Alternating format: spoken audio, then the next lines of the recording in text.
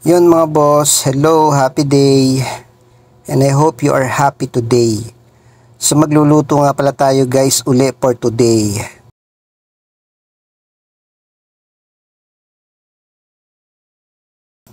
So yun mga boss, eto nga pala guys no. Magluluto tayo ng pork sinigang buto-buto guys. Lalagay lang natin talong, tapos pechay. Ayan guys. Simpleng sinigang. So nakabili nga pala ako guys ng buto-buto ng baboy. Yan. Pero marami naman siyang laman guys no, for only 100 NT. Yan, pinakulaan ko lang guys sa sibuyas. Ayan. Ang sikreto hanggang lumambot guys. Ayun. Tapos pagkakulo niya magmalambot guys, ilalagay na natin yung talong. Ayan. So yung talong dito sa Taiwan na mura. Ayan. Tapos susunod na natin guys yung pechay. Ayan. Press from bakuran. Ayan. Joke lang guys. Ayan. Pechay guys. Tapos papakuluan lang natin ng konti yan guys para solid na.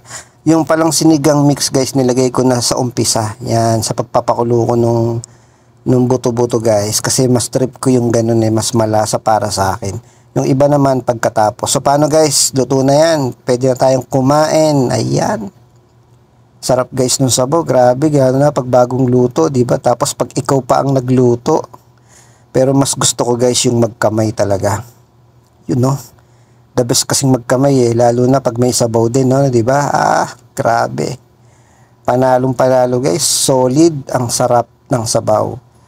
Yung sarap kumain guys, no? Ayan, no?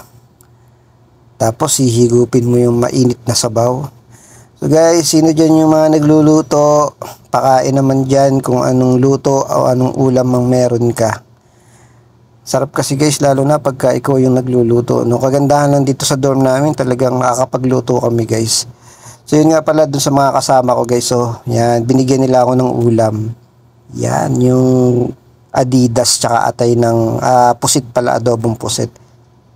Yun ang kainaman guys dito, no? Share ba? Yan, may ulam ka, may ulam yung iba. At least makakatikim ka ng ulam nila, di ba? So yung kagandahan dito sa amin, nakakapagluto, kaya kahit yung ulam mo tapos ulam nung iba, 'di ba? Nakatikim ka ng ibang ulam tulad niyan, no? Chicken feet yan, guys, Adidas, panalo. So guys, paano? Salamat, maraming thank you guys for watching. Patuloy po tayo mag-iingat at always be happy and be positive lang palagi tayo sa ating mga buhay, lalo na sa mga OFW. Thank you guys. God bless you all. Mabuhay po ang bawat isa. Thank you.